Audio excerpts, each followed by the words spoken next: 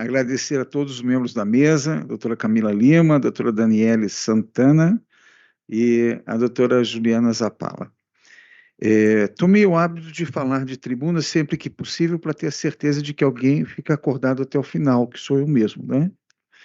E eu tenho que começar aqui registrando os meus parabéns ao Ministério da Justiça pela realização desse evento e, como não poderia deixar de ser, também enaltecendo e personificando o convite que me foi formulado na pessoa da doutora Juliana Zapala, e registrar de público, doutora Juliana, que a senhora está entre aquelas personalidades que se destacam pela competência, pelo entusiasmo, pelo compromisso no que faz. E essa visão, essa dedicação extrema, que leva, inclusive, a realizar viagens, né? A estudar a fundo tudo que faz, não é uma marca que ela possui na função de conselheira. É uma marca na sua trajetória profissional que é de muito sucesso e de muito tempo. Tá? Eu me recordo que várias vezes nos encontramos para trocar ideias sobre passos ousados que ela estava dando, né? Passos ousados de processo disciplinar em conselho, né? Conselhos profissionais, e agora aqui mais uma vez eu posso presenciar e ter o privilégio de aplaudir a sua atuação, né? Não conheço os outros membros do conselho, mas eu gostaria de estender a todos os demais o meu aplauso também. É um tema muito difícil, né? Lidar com o sistema penitenciário, com o sistema carcerário, ainda mais sendo precedido da exposição da doutora Camila, que tratou especificamente da contenção de despesas e as dificuldades que decorrem dessa perspectiva, né? Mas eu acredito que a gente pode trazer efetivamente uma contribuição, desde que as pessoas que nos assistem e que estão presentes tenham também a oportunidade de repensar o que fazemos. E o que fazemos, tentamos fazer melhor. Eu vou, dentro da limitação de tempo que me foi imposta, fazer dois registros importantes. Um deles, certa vez, eu fui procurado por uma empresa já atuando na iniciativa privada que cuidava da manutenção de veículos da Polícia Federal. E eles tinham 96 agentes da Polícia Federal dedicados a essa atividade no Brasil inteiro, inclusive com vazamento de operações da Polícia Federal.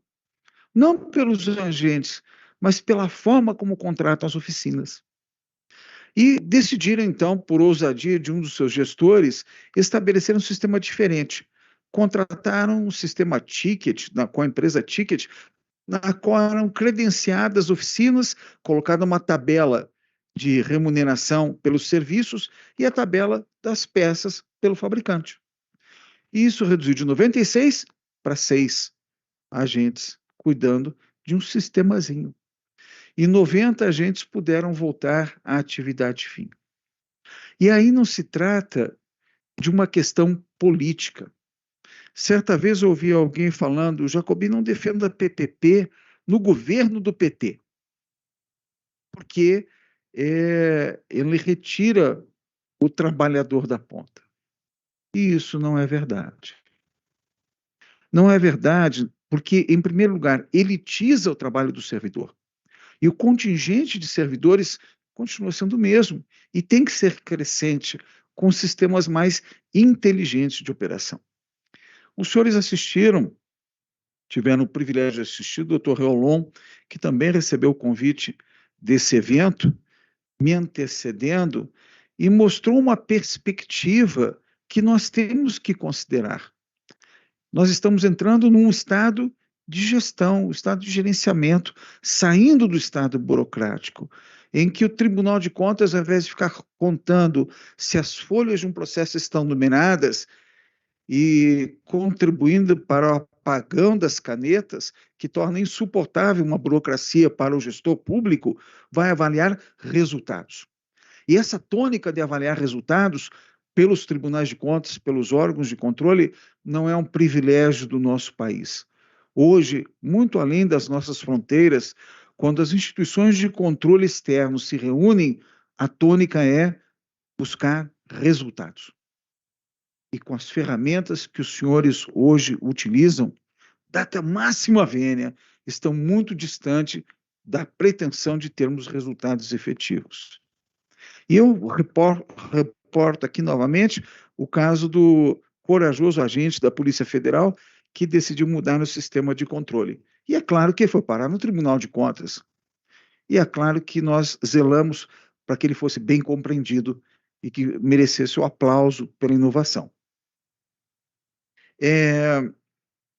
Eu gostaria, e o doutor Rolon ele fez uma colocação que eu achei importante quando estava vindo para cá, é que esse estado de resultados, em que se buscam resultados, ele vai passar a fazer com que o controle exija resultado do gestor.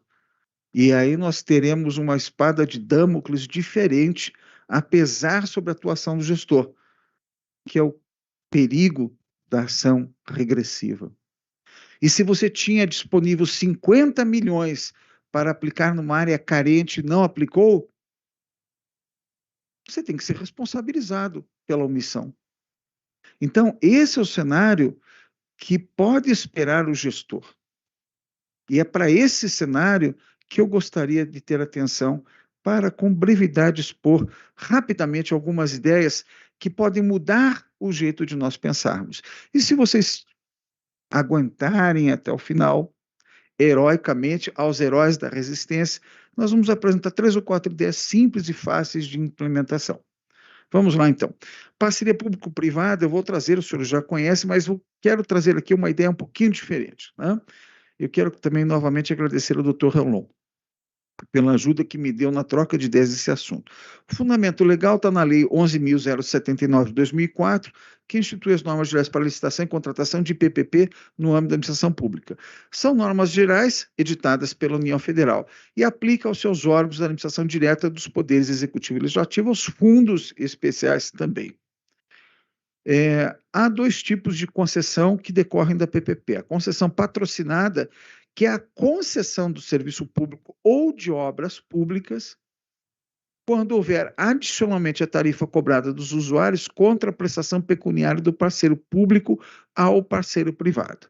E a concessão administrativa, que é o contrato de prestação de serviços de que a administração pública seja usuária direta ou indireta, ainda que envolva a execução de obra ou fornecimento e instalação de bens.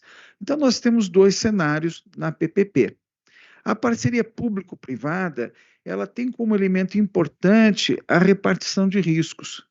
E a repartição de riscos é precisamente o cenário que nós vamos ter no futuro com a inserção de novas tecnologias para a execução dos serviços.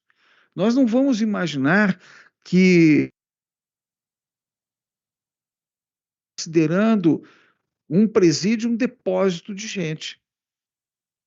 Se há o esforço da ressocialização aqui anunciado durante esse evento,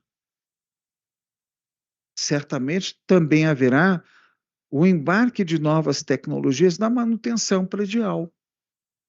Hoje, com a chegada da internet das coisas, nós temos um cenário em que a fraude, o superfaturamento e o exagero da ineficiência na gestão, e aí não é na área penitenciária, por favor, compreenda, no país inteiro isso, tanto que a nova lei, a Lei 14.133, cria todo o ferramental para rompermos com esse cenário e dá a instrumentalização adequada até em relação ao parcelamento do objeto. Hoje nós temos alguém que se forma como agente penitenciário e vai trabalhar fazendo a licitação do ar-condicionado, a licitação da manutenção do vaso sanitário, a manutenção da rede elétrica, a manutenção de elevador, e ele passa o dia inteiro cuidando de itens de manutenção que poderiam ser agregados num objeto só, a manutenção predial. E com isso, nós temos melhor aproveitamento das equipes disponíveis. Mas continuando, então, na parceria público-privada, nós temos que ter a repartição de riscos. E essa repartição de riscos pode envolver, inclusive, a implementação de novas tecnologias. Então, na concessão, não constitui parceria público-privada quando não houver contraprestação pecuniária do parceiro público ao parceiro privado.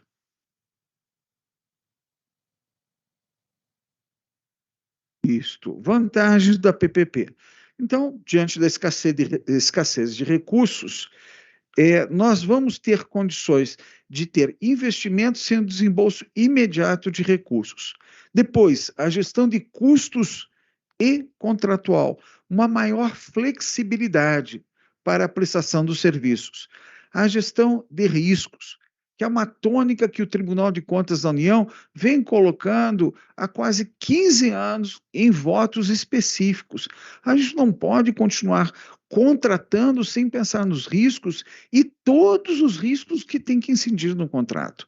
E o que é mais interessante, aqueles que aprenderam a trabalhar com gestão de risco descobrem que esse aprendizado é crescente e que todo dia a gente pode melhorar a gestão de riscos anteriores. E descobre mais, que dando um reequilíbrio econômico financeiro do contrato, a partir de um fato gerador colocado na matriz de risco, não há responsabilização criminal, porque decai o tipo. O tipo criminal é dar vantagem não prevista no contrato e nos seus anexos, e um dos anexos é a matriz de risco. Então, isso protege o servidor.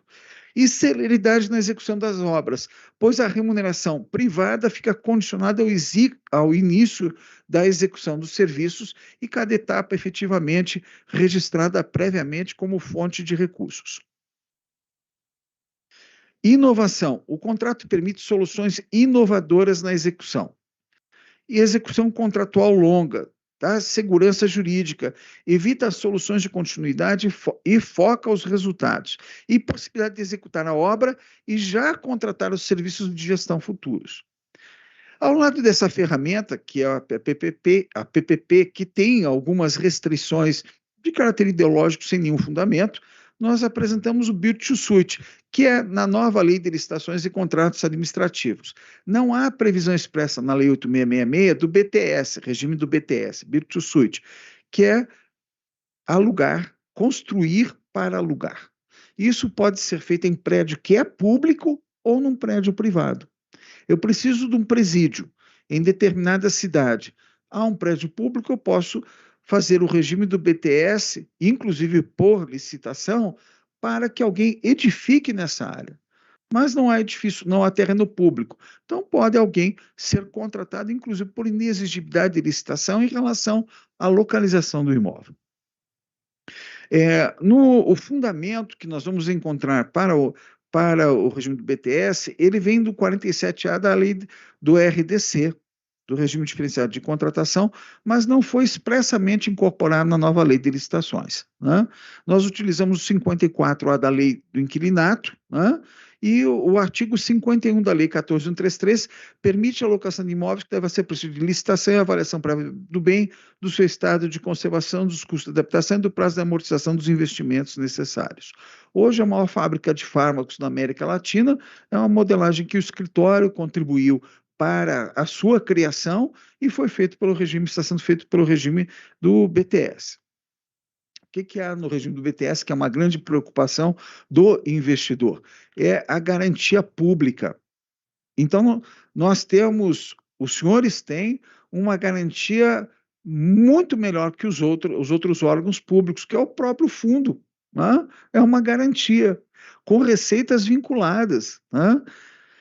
Muito bem, o Tribunal de Contas da União, mesmo sem previsão expressa para o regime do BTS, considera possível a sua adoção e coloca isso em caráter normativo, né? Respondendo consulta do Conselho Nacional de Justiça, né? entende o Tribunal de Contas da União que existe amparo legal à utilização do modelo de locação sob medida, build to suit, em terrenos da União, sendo obrigatória a reversão do bem à administração pública no final do contrato. Hipótese em que se faz necessários o procedimento licitatório, a concessão do direito de superfície ao eventual vencedor do certame e o atendimento às demais exigências dispostas no Acordo 1301. A concessão, a garantia como direito de superfície é a inovação que nós propusemos há algum tempo e que realmente o acórdão veio a agasalhar a ideia, porque aquele que vai construir precisa de garantia. E nem sempre só a dotação orçamentária, a gente sabe que não é garantia nenhuma, né? Que muda o sabor dos ventos, né? Ou o sabor dos governantes, melhor colocando. No item 922, os contratos de locação sob medida, com cláusula de reversão do bem e administração ao final da avença, constituem operação de crédito desde o momento da contratação, sujeitando-se às regras orçamentárias de responsabilidade fiscal aplicáveis à espécie previstas na Constituição, na Lei Complementar 101 e nas outras leis pertinentes. E aí eu informo aos órgãos sobre os riscos inerentes às locações de imóveis no modelo, pela administração federal, que integra a presente deliberação, em cumprimento aos itens tais. Então, veja, nós temos mais uma ferramenta, e aí o que as pessoas não têm percebido é que essas ferramentas estão disponíveis e que é possível implementá-las. E hoje, na lei de licitações, nós tivemos uma inovação muito importante.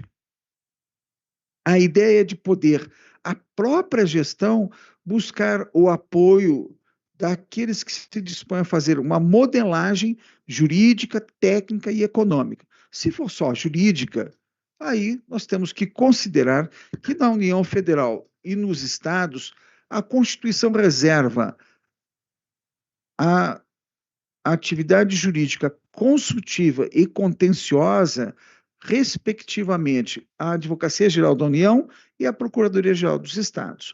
No entanto, o modelo ampliado, que envolve a modelagem jurídica, técnica e econômica, a meu juízo, pode ser terceirizado na forma do artigo 8º da Lei de Licitações e que, num dos seus parágrafos, parágrafo 5º, salvo engano, estabelece a possibilidade de ser feita por prazo determinado com a transferência do conhecimento.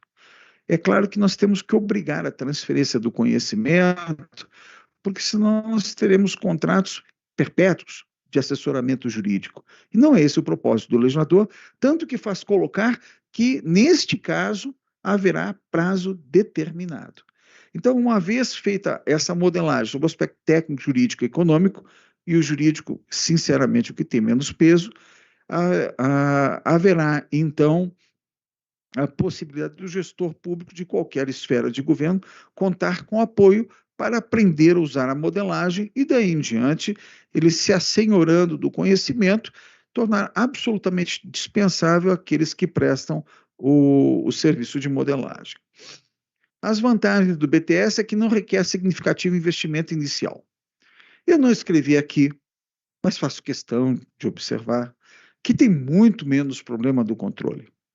Que uma coisa é o modelo que a Lei de Licitações, a 8666, previu e que a 1433 quase repete na sua íntegra, em que se obriga um servidor da administração pública a elaborar o projeto básico, elaborar a planilha de custos e responder perante o Tribunal de Contas pelos erros que existirem e que ensejarem superfaturamento ou uma quantidade infinita de reequilíbrios.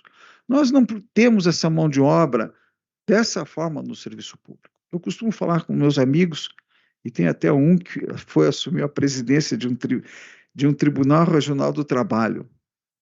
Foi meu colega de concurso, eu tive o privilégio de integrar a magistratura do trabalho.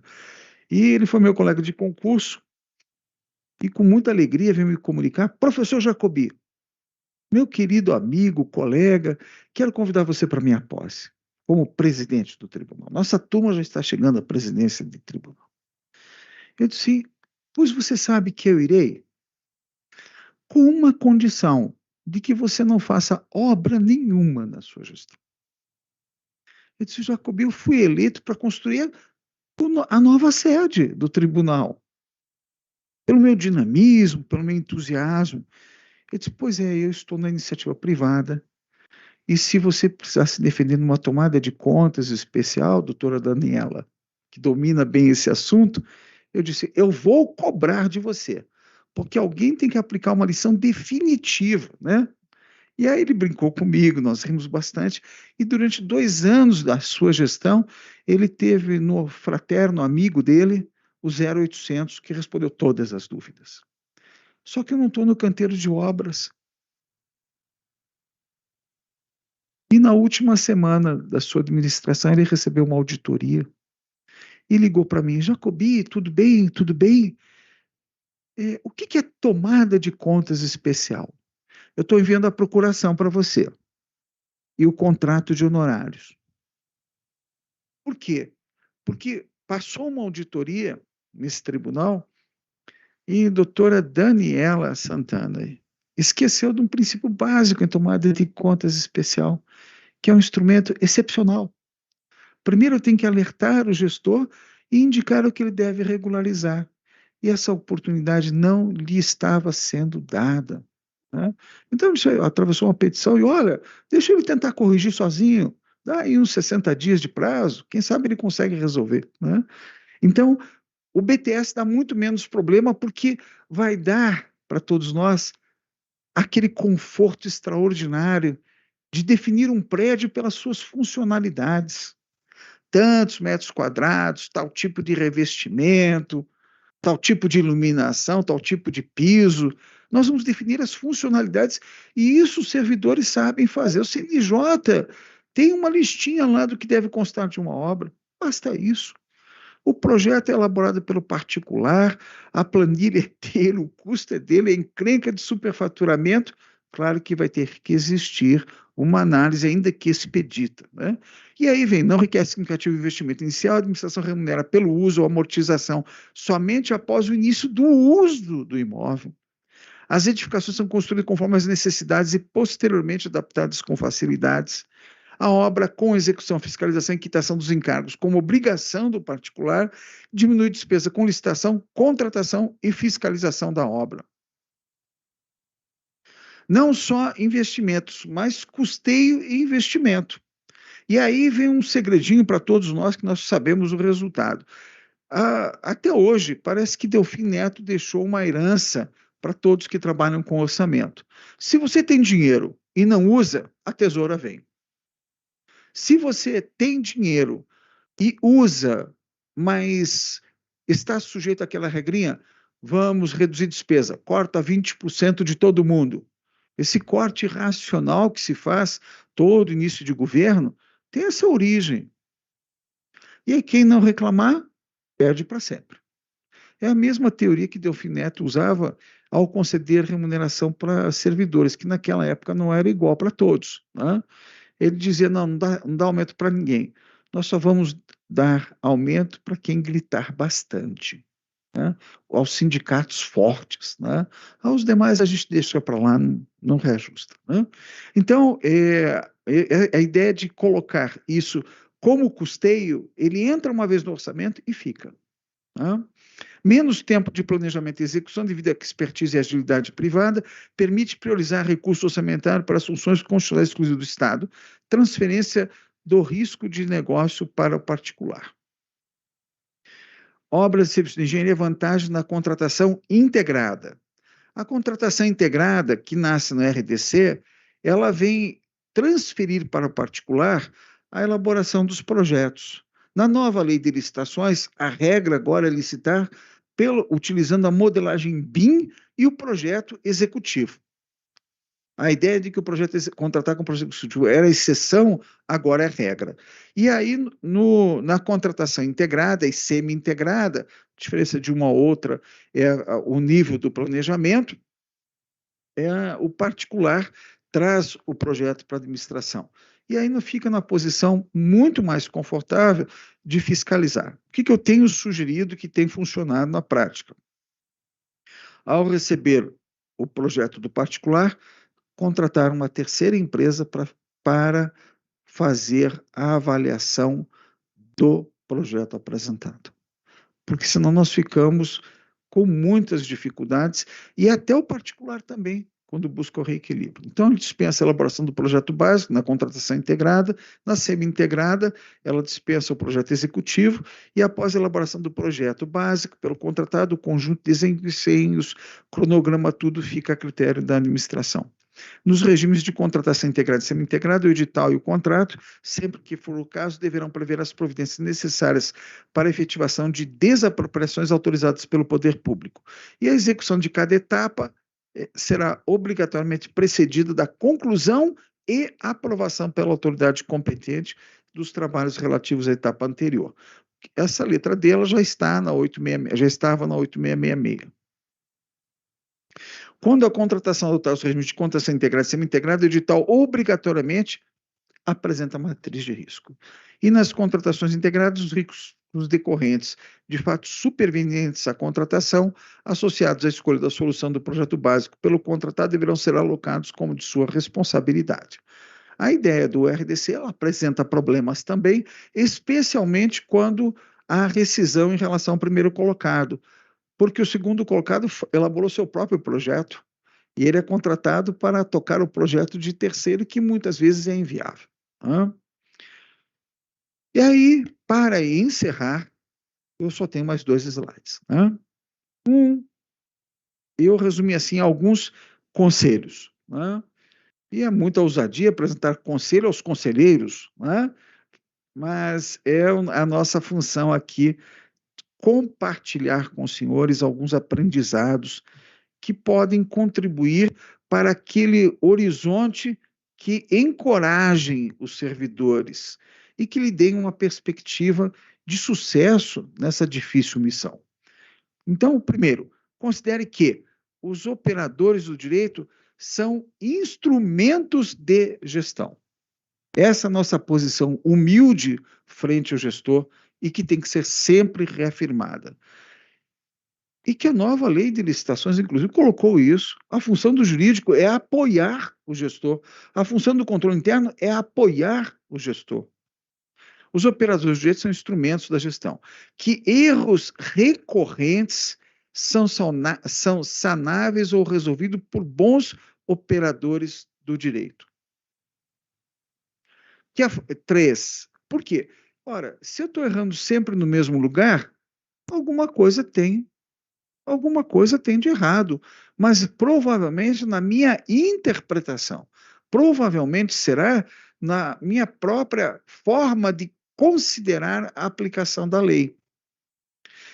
Quando nós temos, eu cito aqui, quando nós temos um cenário em que as pessoas não encontram solução, provavelmente o problema está em 2 fatores. Aqui sempre foi assim, então a gente não quer pensar diferente, não mexa no meu queijo, E a outra, o jurídico não permitiu. Então, a resposta que eu sempre dou a essas questões é: pergunte ao jurídico se aquele caminho que foi apresentado não está correto, qual é o caminho correto? E, às vezes, o caos é o começo de uma nova organização. Letra C, que a função de assessoramento jurídico deve ser de apoio ao gestor, como expressamente prevê a Lei 14.133. E que o apagão das canetas está resolvido com a garantia de defesa para quem age amparado em parecer jurídico. A nova Lei de Licitações, no artigo 10, assegura. É verdade que alguns estados, utilizando a Associação dos Procuradores dos Estados e do Distrito Federal, ingressou com o adendo do Supremo, está na mão do ministro que se aposentou, Ricardo Lewandowski, arguindo a inconstitucionalidade.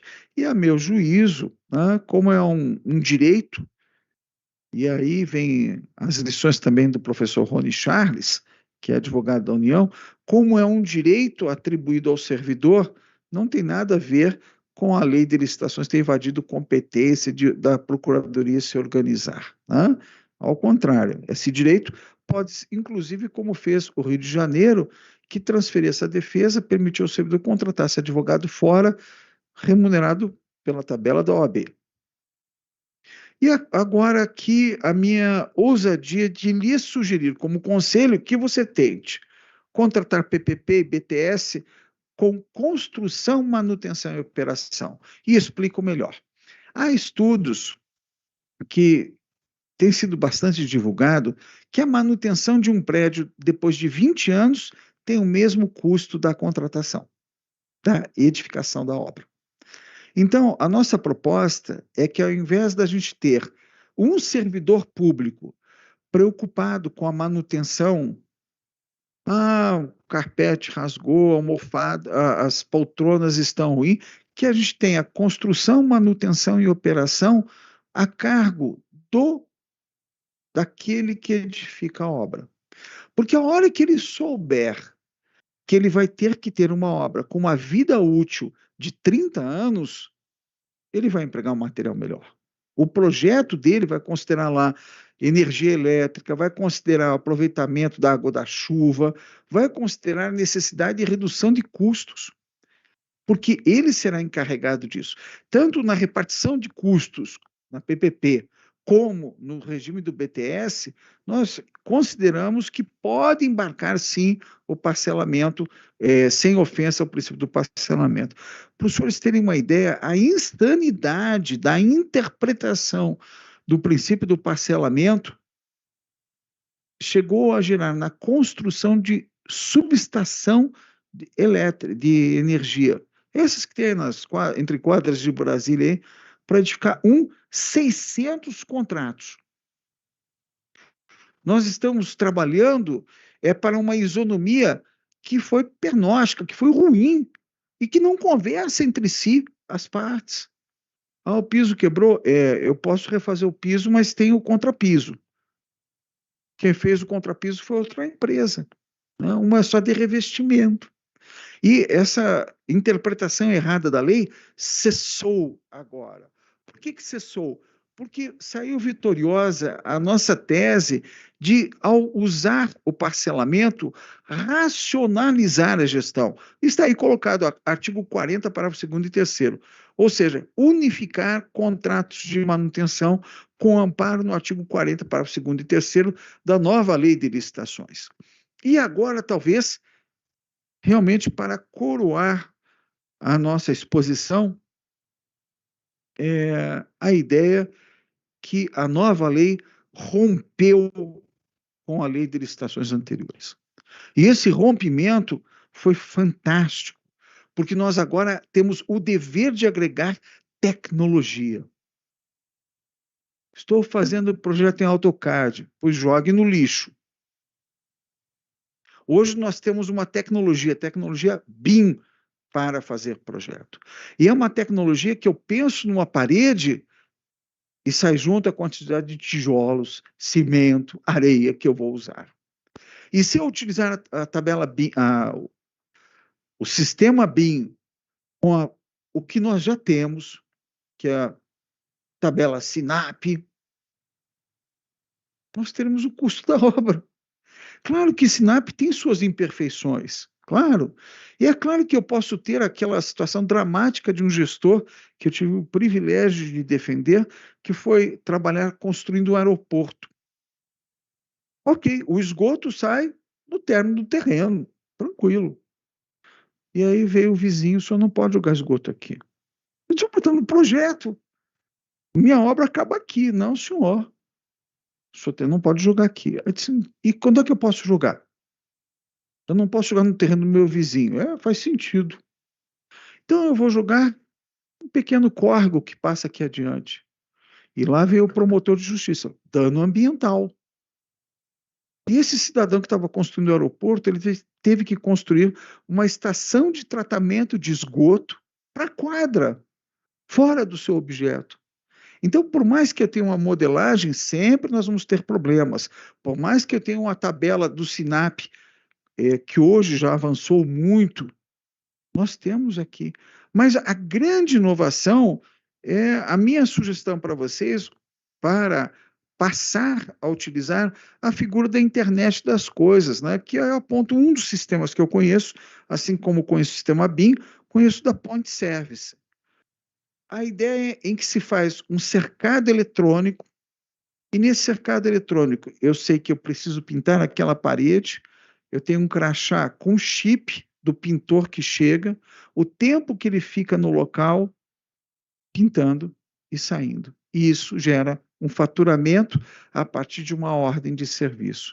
E esse mundo já existe e está à disposição da gente começar a colocar editais que realmente reflitam ganhos de produtividade, em que desonerem o servidor e que o servidor passe a realizar a sua efetiva e nobre missão, que é servir à sociedade, e especialmente em missões espinhosas como aquelas reservadas ao sistema penitenciário, dos quais os senhores coroam a direção e o sucesso futuro.